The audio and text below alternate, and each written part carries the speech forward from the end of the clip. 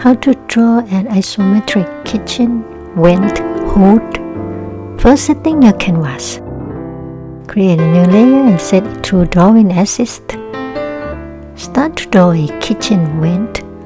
Start from the top part first.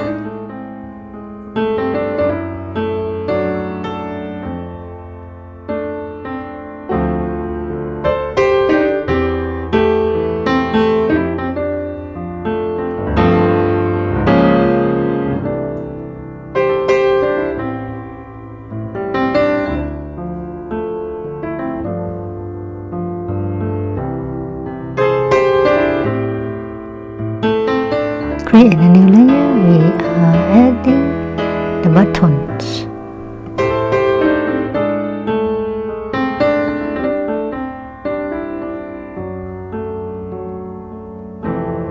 It's done.